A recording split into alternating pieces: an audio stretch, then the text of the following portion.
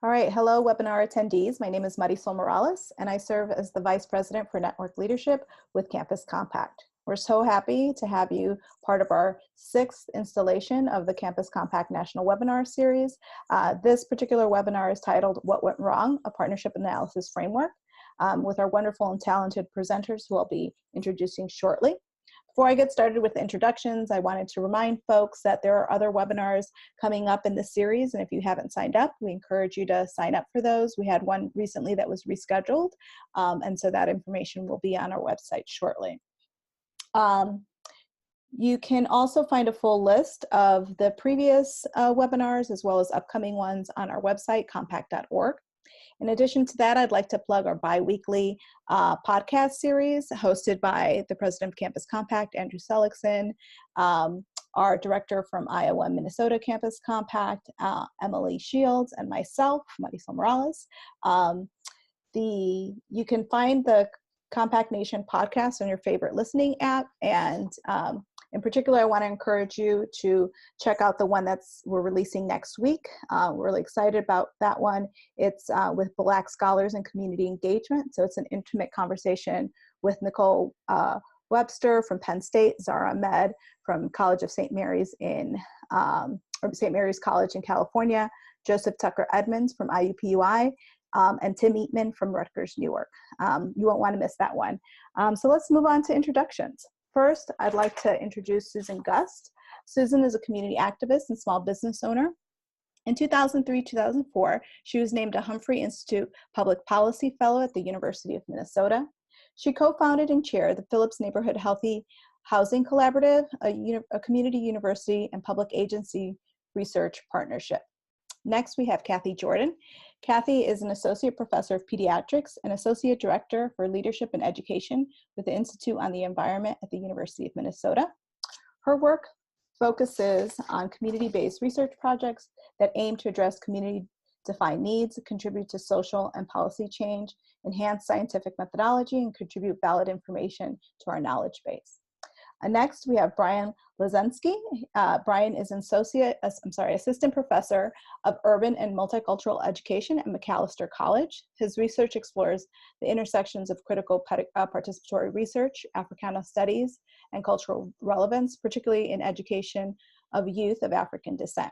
Prior to joining Macalester, he taught for over a decade in Philadelphia and St. Paul.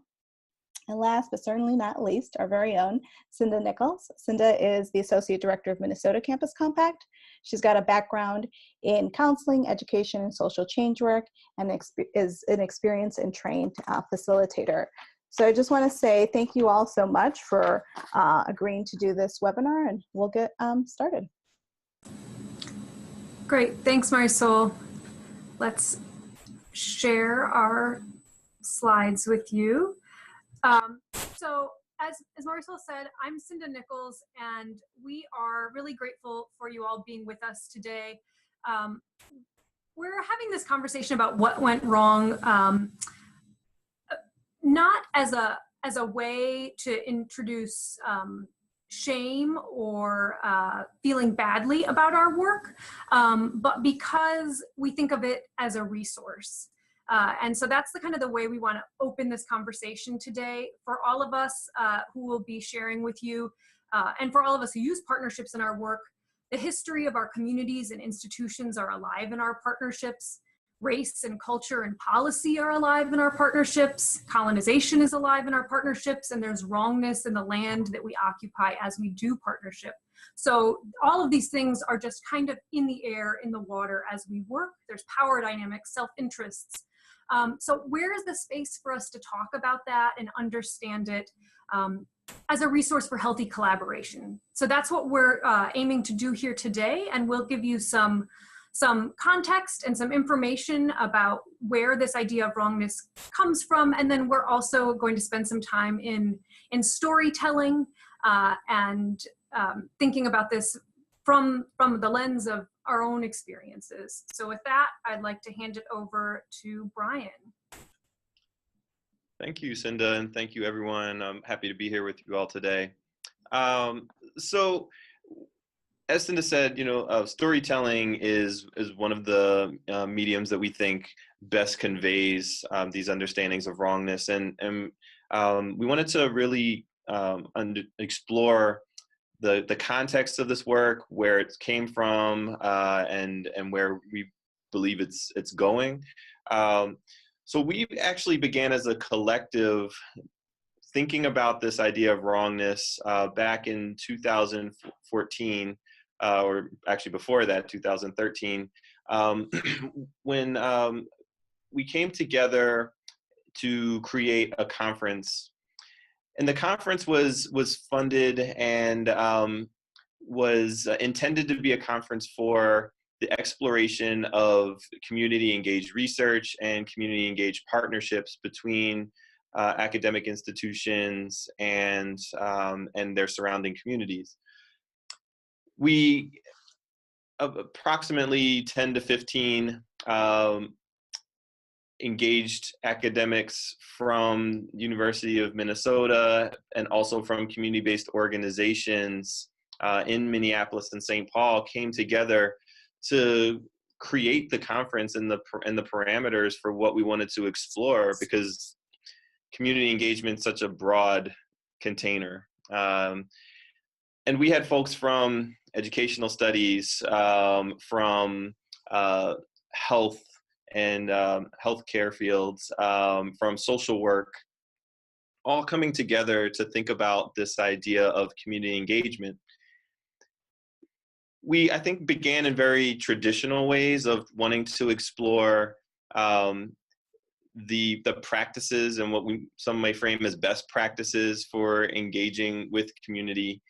And our very own Susan Gust, who you'll hear from shortly, kind of threw a bit of a wrench into our planning by asking us if, in all of our experiences with our own work, that it was ever as clean as we were kind of describing it and discussing it. And inevitably everyone said, no, it's never clean. It's always very complicated, very messy. There's things that are happening that are sometimes feel as though they're beyond our control, sometimes very much in our control, and there's interpersonal and intrapersonal and institutional things that get in the way of this kind of work and these kind of partnerships that are desperately needed to do the work of social transformation and social change.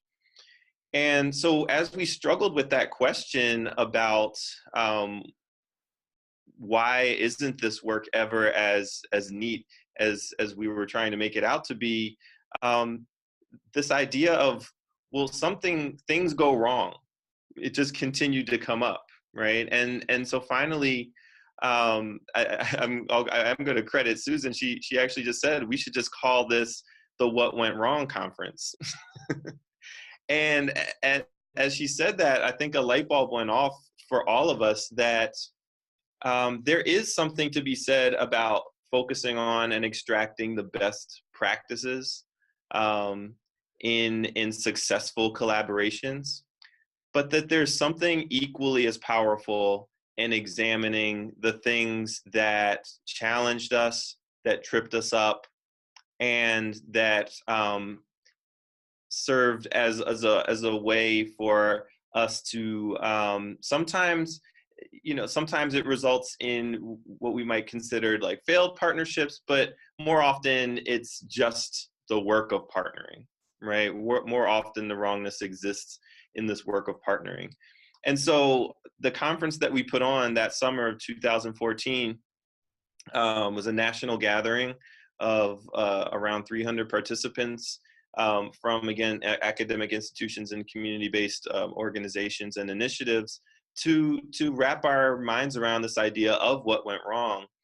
And, we came together in what we would consider the spirit of participatory democracy, where we're engaging in, a form of self-governance and trying to really understand the ways in which the policies we create, the practices that we engage in, and the contingent collaborations that we forge are often messy. And so since the conference, a group of us locally in the Twin Cities have been continuing this conversation, and this webinar and some of the materials we'll be discussing today are some of the things that have come out of our conversations, and we're happy to work with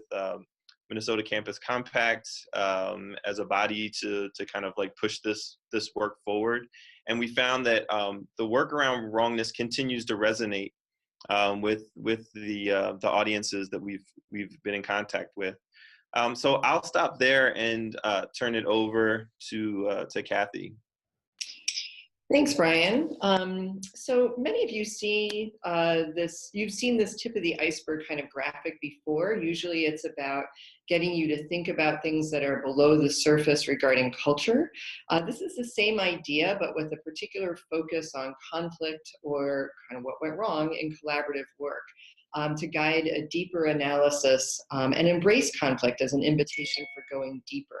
So this is one of the products that has sort of come out of this continued work that Brian just talked about. And I'm going to kind of walk us through this model, and then Susan will tell a story and we'll take a look at it from this perspective. So the first layer, Sinda, if you could show the first layer, the idea here is surface conflict. And this is the issue or the dilemma that seems to be facing the collaborative. But it's just the facts, essentially. Can you go on to the next slide, Sinda? Level 2 is underlying wrongness. This is like underlying power dynamics, different ways of knowing, and undeclared self-interest that influence the collaboration. Next slide.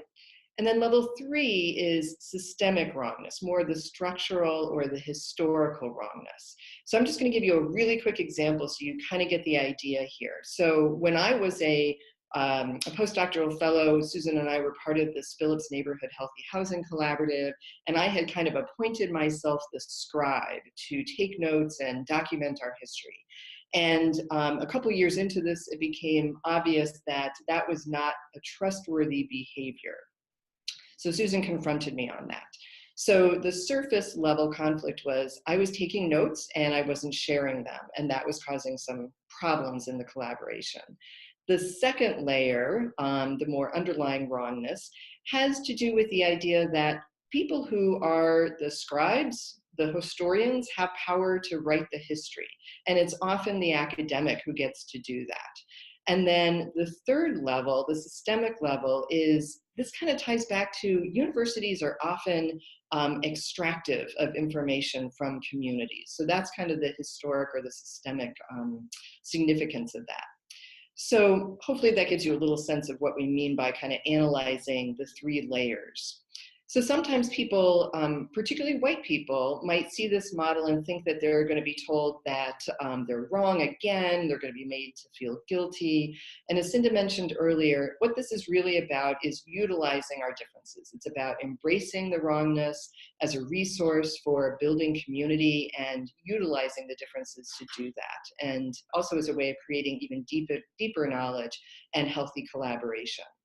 This is not intended to be just sort of a, one-off done, one and done sort of tool. It really needs to be used as a practice in a collaboration and used each and every time there is a conflict or a misstep. You kind of have to work it. You have to work the model. So as we go through this, we'd like you to think a little bit about how this might apply to something in your context and let that inspire you to ask some questions later in the webinar. So I'm going to turn it over to Susan now to tell us a story that we will then analyze according to this model. So back in the 1990s, Phillips community in Minneapolis, Minnesota, and Phillips community is one of 11 communities in the city of Minneapolis or planning districts. The population of Phillips makes it a third larger than makes it larger than a third of the counties in the state of Minnesota, just to give you sort of a sense of size and population. It is also the most ethnically diverse community in the state of Minnesota, with many different languages and many different cultures represented. And in the 1990s, it still held the second highest urban Indian population in the United States. So that just gives you a little bit of a framework of Phillips community. I was a resident. I'm no longer a resident of Phillips. I live a mile outside of Phillips now, but I lived there for 19 years. And during the late 1980s, I'm old, but not that old, 1980s to early 1990s, we prevented a garbage transfer station from being built in Phillips community. And it was not only not built in Phillips, it wasn't built anywhere in the city of Minneapolis. And we now know that we were actually using research to prevent that garbage transfer station, although at that time it didn't feel that way. We were using everything we could, every stop we could pull out. We didn't have political power, but we were using information to prove that that transfer station wasn't necessary. And it ended up that for something like $75,000, the downtown incinerator was remodeled rather than building a $10 million garbage transfer station. So as the people who were considered sort of the leeches of society, not only preventing a garbage transfer station from being built, but saving the county $10 million, we were feeling pretty hot to trot. And so we wanted another issue to wrap our head around and to wrap our arms around. And we wanted, but first you have to have an issue to really win it in true sort of organizing style. You also need an enemy. And so we picked the University of Minnesota just because they had a small clinic in the corner of our neighborhood called the Community University Healthcare Center. And I'm going to fast forward through the story, but eventually through that relationship, that spark that started in a meeting between myself and a few other people from the neighborhood with the director of that clinic, we started to establish a relationship with not only that clinic, but other departments at the University of Minnesota. And slowly but surely started to build what I'm going to first say is a partnership. It was very much a partnership between the community and the University of Minnesota. And I'm specifically using the word partnership rather than collaboration because we really saw it and felt it and experienced it as a we-they relationship. We knew that we needed the University of Minnesota to help us, to give us information so that we could prevent childhood lead poisoning in our community, is what we had picked as the issue. And we just wanted them to give us the information. There wasn't information for them to give to us, and over our best wishes, we finally entered into understanding that we were going to need to do some research. But that was really problematic. It took a couple of years for us to even get to that point of accepting the idea that we were going to need to do research. Because at that time, we very much, well, in fact, still do, we have a distrust of research because of having felt like canaries in the coal mine, and very much like we were the people that helped build resumes of others, of the other, that other people get where they're going based upon the needs of our community, whether that's academics or nonprofit organizations and so on and so forth. So it was very much a we-they relationship. And like Cathy had mentioned about the idea of extracting, we had really experienced research as a way of extracting information from a community, and even best practices in some ways can do that too, where the community then is left in the wake of what went wrong in that work and how we were, the feelings of being left out or being actually sometimes, as we know from other research projects, really taken advantage of and done and harm done too. So that building that relationship became as important then as eventually doing the research to work on childhood lead poisoning. What was this vessel going to look like that would hold this work and to hold these relationships? And we learned a lot in 10 years, and I could say that we successfully moved from being a partnership to being truly a collaboration. But it didn't start out that way. And in fact, it didn't really start to turn into that partnership.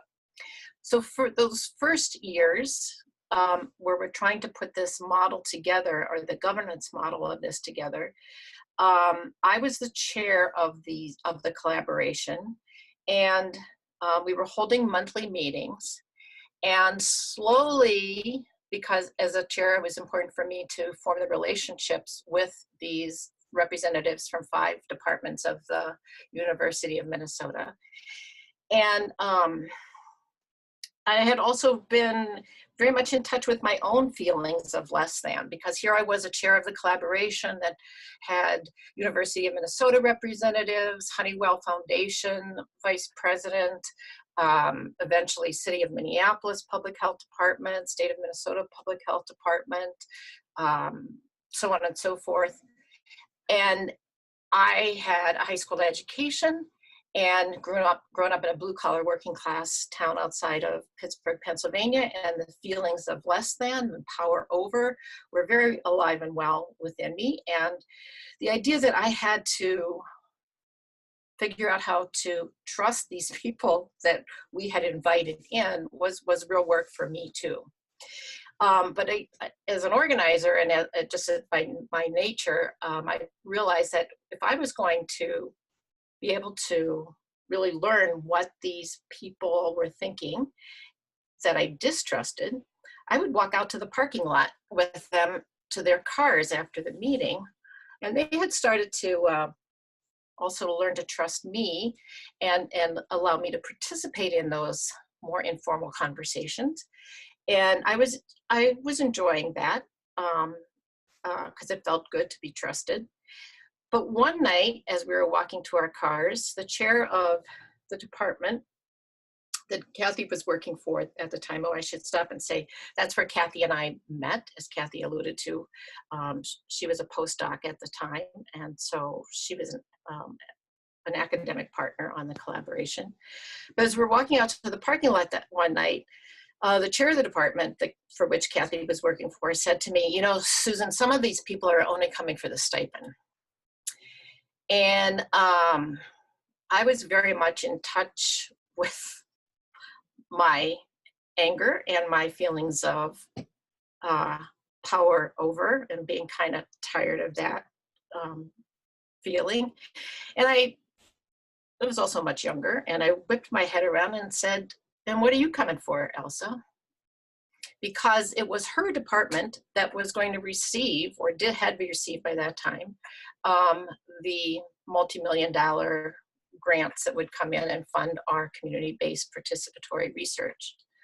And I just want to interject that at the time we didn't know what it was, community-based participatory research. We later realized that what we had successfully done is build a model of community-based participatory research.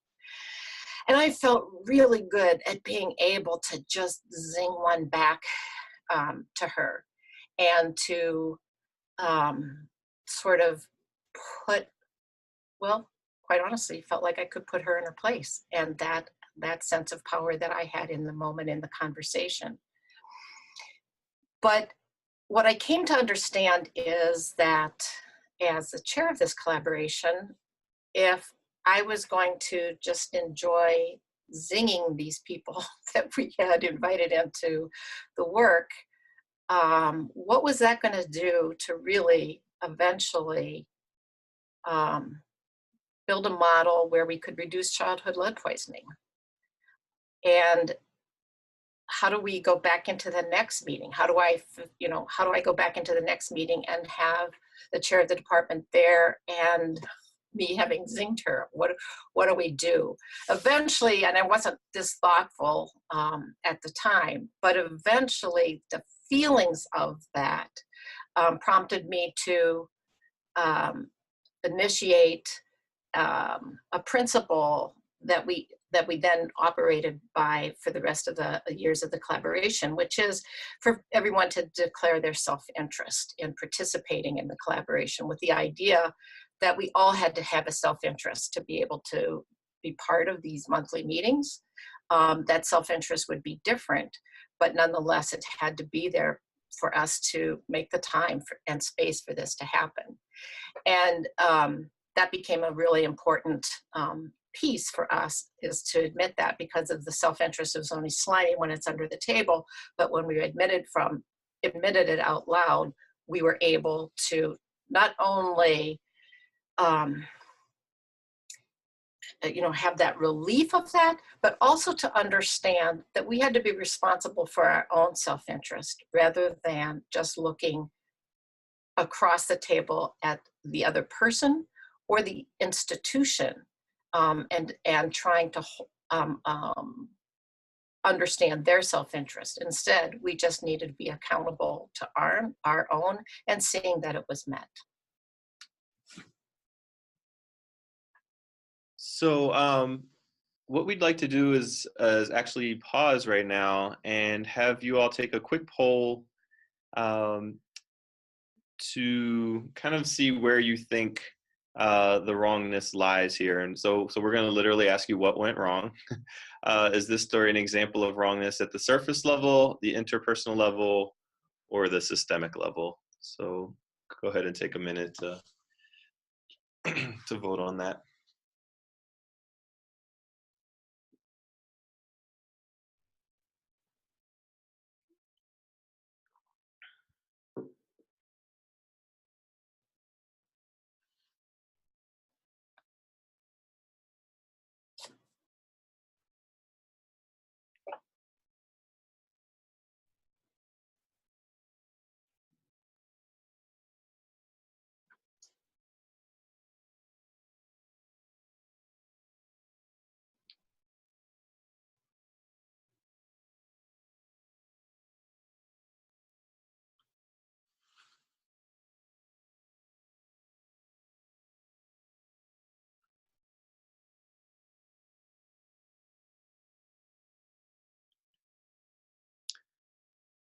Okay, so nobody thinks this was a surface level conflict. And looks like we're fairly split between conflict at the interpersonal or at the systemic level. And so before we kind of unpack this, I'd first like to always thank Susan for sharing that story. I think one of the reasons we use story in this work is because it helps us really get at, all stories contain plot and characters and symbolism and subtext and all of these different kinds of pieces. And we find it one of the better mediums for being able to really pull out and understand the complexities of the issues that we're dealing with. And at the same time, telling our stories always makes us vulnerable. And so, we always want to be cognizant of that and be humble and gracious to the storytellers. So I definitely want to share that thanks with Susan. So when we do this work in person and at workshops, we typically kind of unpack the story collaboratively using the layers of wrongness. So in lieu of us being face-to-face, I'm going to kind of work through the model here, and then hopefully through our questions, we'll be able to get at some of the intricacies that come up in this work. So first and foremost, you all were right in your polling answers. There definitely was interpersonal conflict happening. There was definitely institutional conflict happening, and obviously there was surface level conflict happening too, right? So we don't want to discount that, because I think as Susan mentioned, right, what happens kind of like going back to the next meeting, right? That these tensions are going to come back. They don't necessarily just go away, right? So it was a bit of a trick question here, because what we're going to talk about is that there was wrongness at all of the levels, right? So the surface level conflict seem to be about motivations, right? And literal like payments for our time and our energy, right? And it seemed to be about the assumptions of the participants and who was in the room. So there was a good job of bringing people together from different social locations, folks from the Phillips neighborhood coming in, and also trained researchers who had some expertise around this issue of lead poisoning, and so the surface conflict is very apparent, right? And I don't think we need to take a lot of time to really dig into that it was really a question of people's motivations for being there. What becomes more interesting is when we start to look at the underlying wrongness. So when we have people coming into what we might call like contact zones, where people are coming into shared space, but having different access to power, right? And different, and the way that power flows, it flows differently depending on our social locations, right? So coming into the space, having credentials attached to your name, right? Versus coming into a space, literally having lived in the neighborhood that's the focus of the inquiry, right? These are different orientations to the same issue, even though, I would wager that just about everyone in the room was truly dedicated to trying to prevent lead poisoning in the community, right?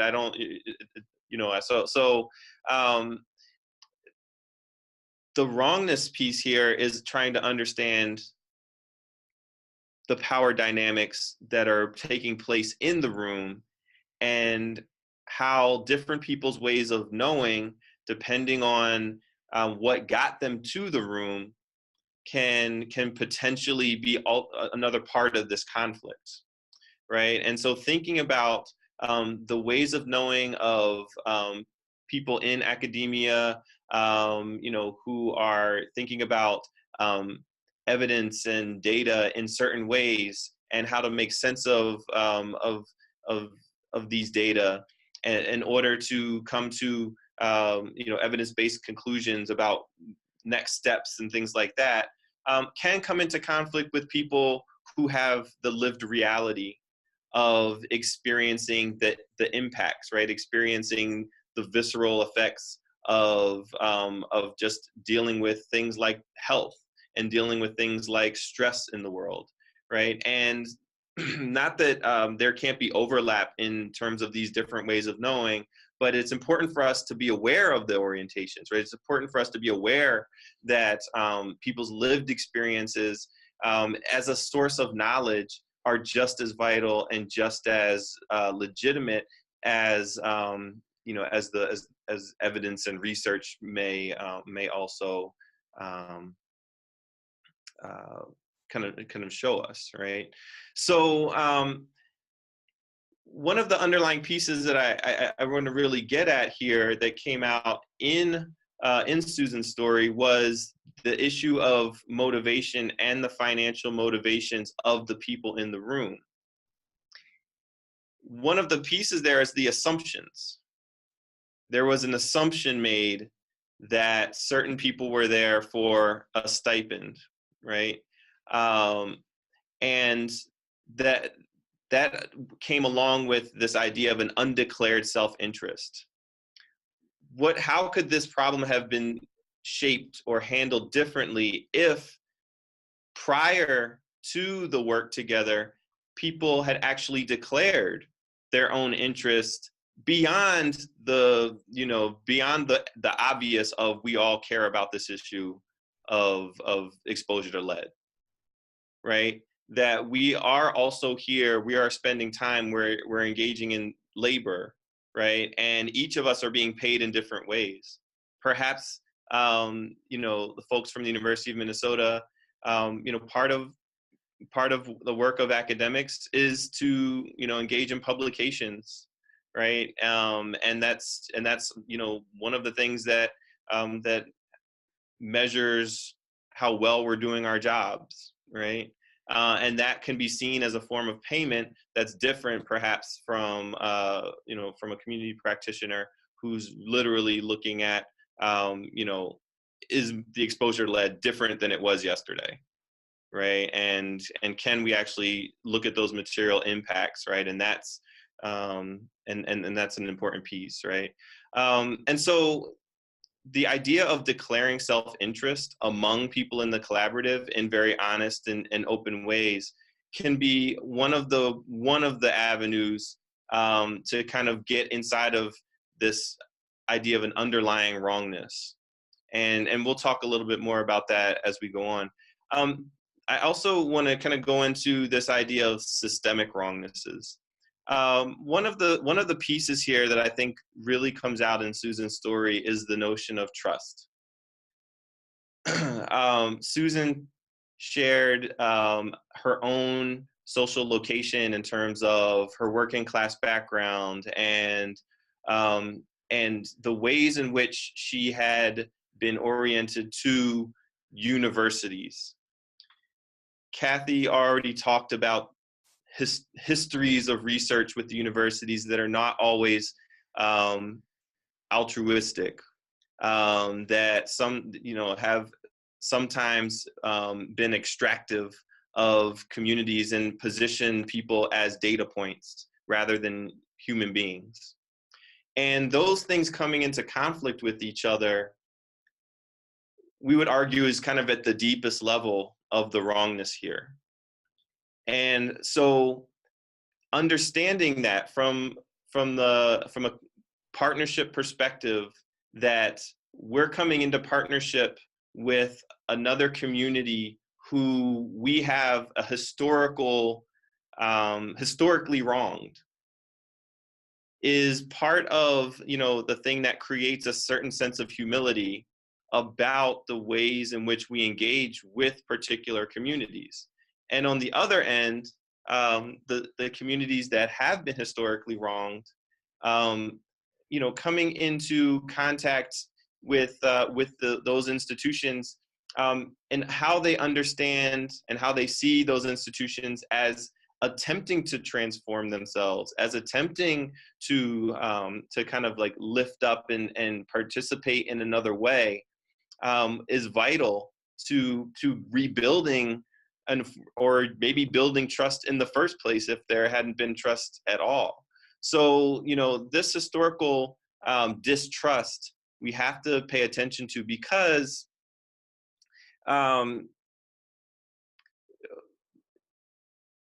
don't want to lose my thought too quickly, but the historical distrust is something that has to be there, right? I mean, we have to pay attention to it, because if we ignore it, if we sweep it under the rug, then it's going to bubble up within those interactions, whether they're interpersonal, intrapersonal. And so I want to stop here and hand it back over to Sinda, who's going to help us kind of like move forward to think about some more applications of the wrongness model, so that we have some time to also get into the Q&A. Great, thanks, Brian. Yeah, so we've been talking about what went wrong in a number of different contexts over time, a lot of times with people, and sometimes when people hear this, they get excited and say, yes, this really speaks to my experience, and what do I do with this? So we've been kind of trying to grow and evolve with that. And today I want to spend a little bit of time talking about sharing ways that the panelists in their own work have kind of been using what went wrong and the layers of wrongness, and then also some tools that might help to anticipate and get in front of wrongness. As Cathy said, our suggestion here is not that there's a way to quickly and easily fix wrongness, but that we have instead an opportunity, an invitation to engage with it, and that we can do richer and healthier work because of it. So Cathy and Susan, or maybe I think you just decided, Cathy, would you be willing to share a bit about how you've used the layers of wrongness in your class? Sure. Susan and I have the opportunity to do co-teaching quite a bit, and we have utilized this model of analyzing wrongness in a couple of ways. We teach a community-based participatory research class where we have integrated this model of wrongness as what we call a participatory technique, which is kind of the idea that we have students undertake simulations or exercises both to teach them something about content, but also so that they have some skills around processes that they can adapt and utilize in their own community-based work. So this idea of analyzing according to this model of wrongness is one of these participatory processes.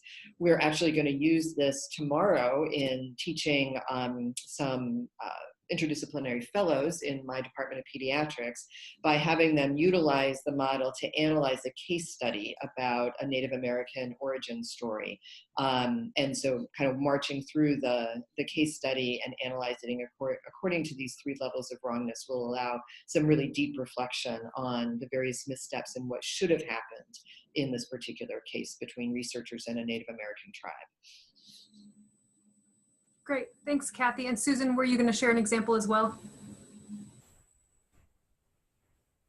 You're muted, Susan. Thank you. It never gets old. That's the like pause for fun jokes. Yeah, right. That's the levity part of the show. This is not so much a way that we've used this particular tool of the wrongness tool, but one of the ways of anticipating wrongness, and again, using wrongness as a resource as we build partnerships or collaborations to hold whatever kind of engaged work we're doing, whether it's research or really engaging with the community through teaching and learning. But we need, as Brian was talking about earlier, we do this work not in a petri dish. We're doing this work within institutions and out in the world, and with lots of power dynamics and differences, and how to use that, all of those differences, all of those systems, all of those structures, and anticipate what is going to happen when they come together. And after 10 years of the Phillips Neighborhood Healthy Housing Collaborative working on reducing childhood lead poisoning and developing and designing and implementing a couple of research projects, I stepped back, and with Cathy's help, we developed what we're calling the community impact statement process. And that's a tool that we're sharing with you, but it's not a tool, it's a living document. So asking lots of questions of how to anticipate groups coming together at the beginning, in the middle, and at the end, or the harvest, and disseminating the work. What are the kinds of things and dynamics that might be at play? And so that, again, that tool was developed in 2006 or 2007.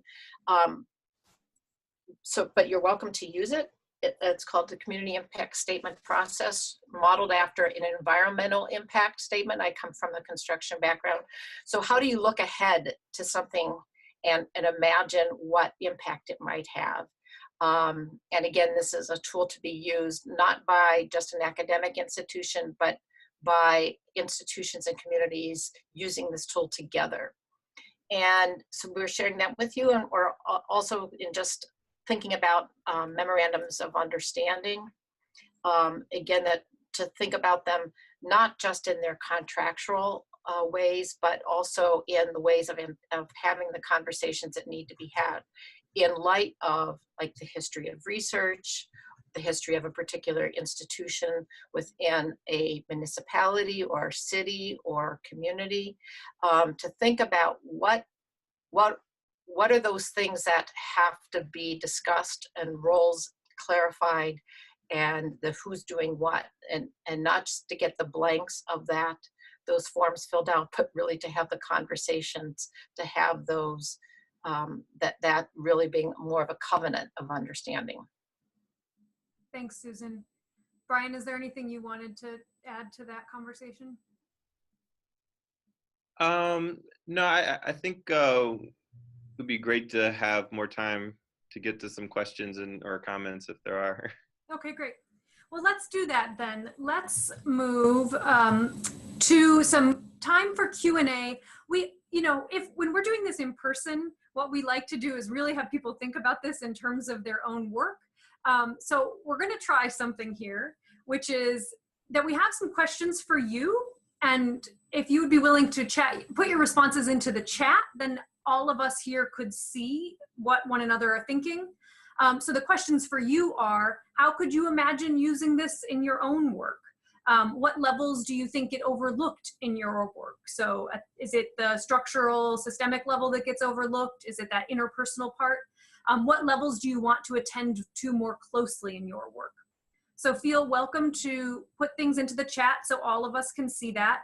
We won't discuss them directly, but then there's also a Q&A button at the bottom of your screen, and there you can give us questions, and we, as the panel, will take a few minutes here to respond to those questions. So again, your questions to us go in the Q&A, and your ideas about how you might use this go in the chat.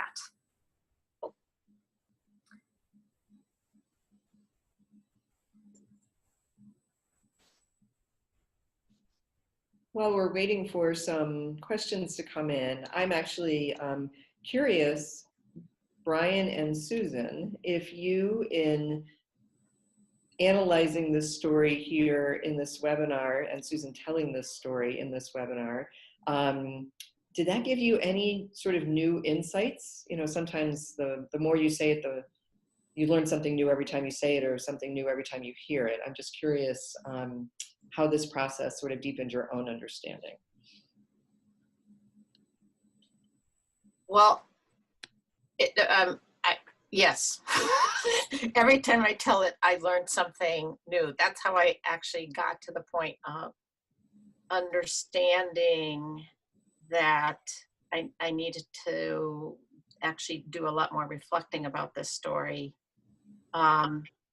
But I also want to just jump in and say, because I was dying to say this before when no one said it was a surface tension, because when I'm telling the story and actually remembering the event, I mean, I can remember like what time of day it was and what temperature it was. I am so much into the surface tension of it. I could still feel it in my body of like, I was, I was angry, and I was and I was also worried of like, oh my goodness, how are we ever gonna get anywhere if this stuff is gonna be fed to me, and like, it's not fair that I get fed this kind of stuff. What am I gonna do? I mean, so was just into the surface moment of it. And even when I tell the story, I'm still very much stuck in the surface of it. It's only when I can get to listen to Brian that it actually helps me think, oh yeah. That's the other parts of it. Thanks, Susan. As you've been talking a little bit, we do have a question, and this is a question that has come up in the past when we've done this. Could you share some examples of how you've resolved the wrongs identified? And I think that gets to some of what is the purpose of this model and what does resolution really look like? But I'll hand that over to all of you to respond. What does it look like to resolve a wrong? So I can start and give an example. You know, I think working in several different collaborative partnerships, one thing that is always important to discuss ahead of time that I've found is our governance structures, right? And so how will decisions be made?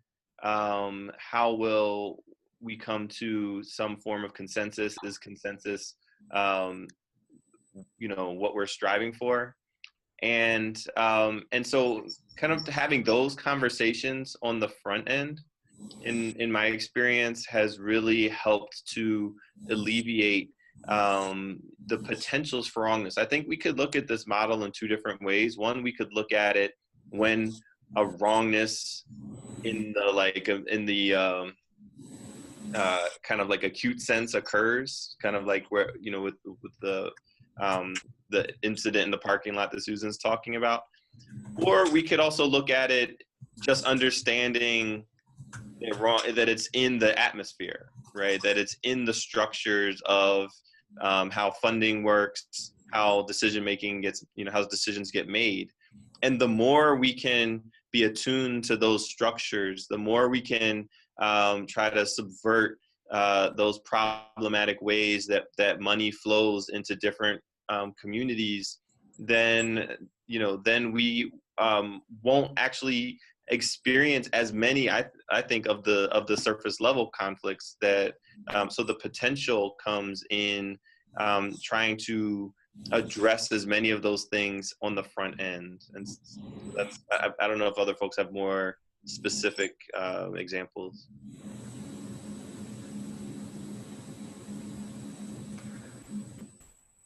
Well, while you're thinking, I just wanted to draw your attention. We have been sharing links to resources in the chat. So at the if you look at the bottom of your screen and click on the little chat icon, the very first link shared is actually a link to the iceberg handout.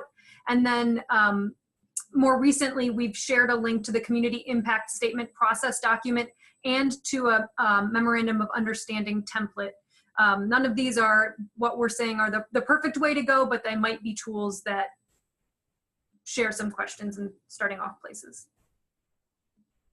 There was also a question about whether this tool is suggesting that we should isolate the levels of wrongness, because it seems like all of these things are so deeply intertwined.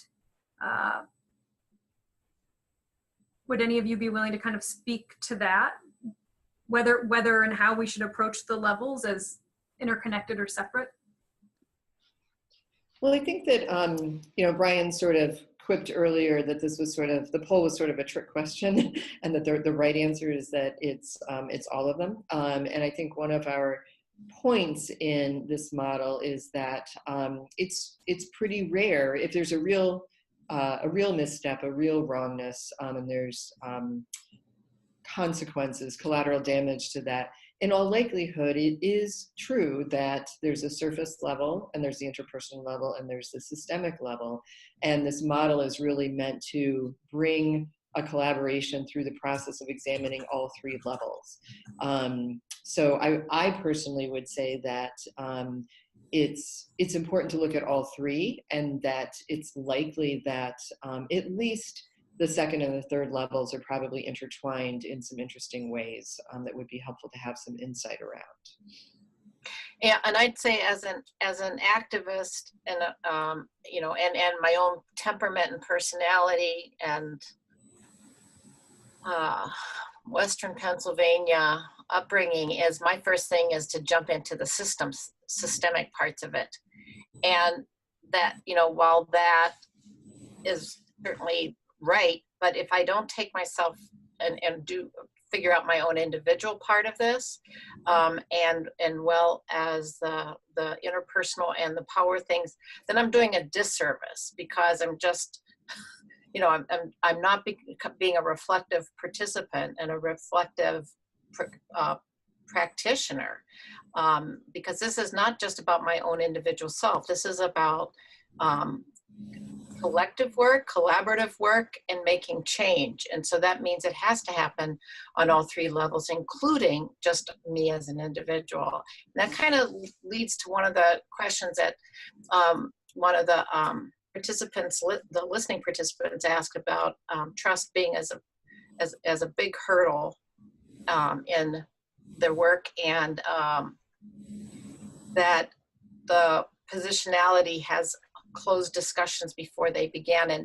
And I think, so I have a couple things about that. Is I think that this model could maybe be used, and we're suggesting this and would love to hear from people, of how do you establish trust, like really just talking within a group of how do we establish trust, and just, again, opening it up to saying there are all these dynamics at play in any group.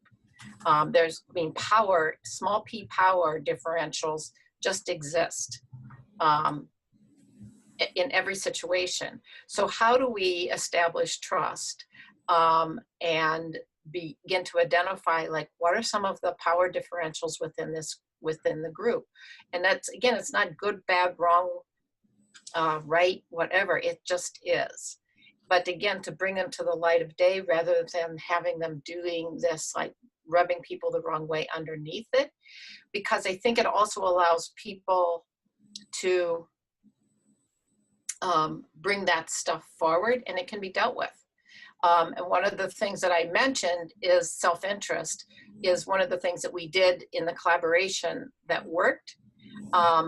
And we repeat it every year. And I've also done this in other groups where I'm actually practicing this, where having everyone in the group admit their self-interest for participating in the partnership or in the collaboration.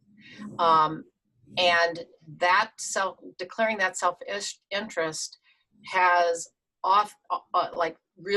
really allowed the group to understand and stop worrying about the other person's and just dealing with their own. But it's also led to mutual benefit because you start to see how they're intertwined. Cathy's self-interest was at a postdoc at the time was to get done being a postdoc so that she could move on. And this research that we were doing was dependent on that.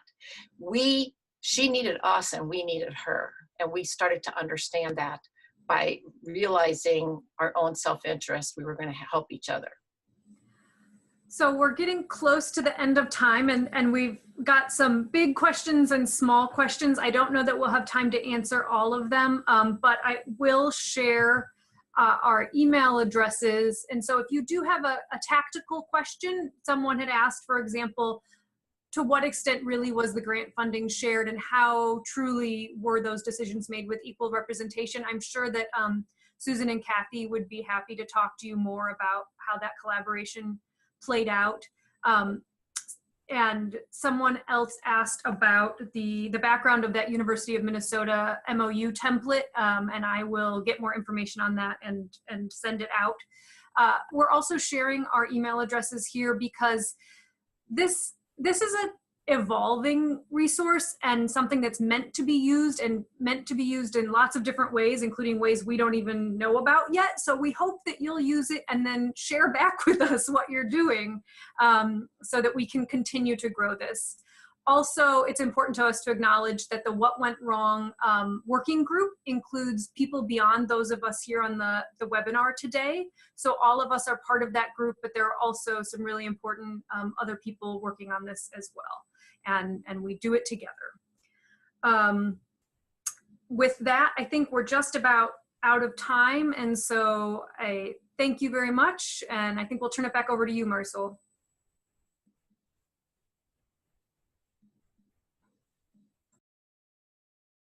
You're muted, Marisol. No bueno. Okay. I just wanted to take the time to thank all of you for this wonderful webinar. As a former community partner working with universities, I have my own stories of what went wrong, and really appreciate you all bringing this to light and having us think about it more deeply, especially as we continue to engage in partnerships. It was a truly engaging and meaningful webinar. And I want to thank our attendees who participated in the webinar. And I also want to encourage you to fill out the evaluation survey that you'll be receiving in your email shortly. It really helps us look at what we can do better and focusing on continuous improvement, and also ideas in upcoming webinars that we can create. So thank all of you for your participation, and until next time, bye-bye.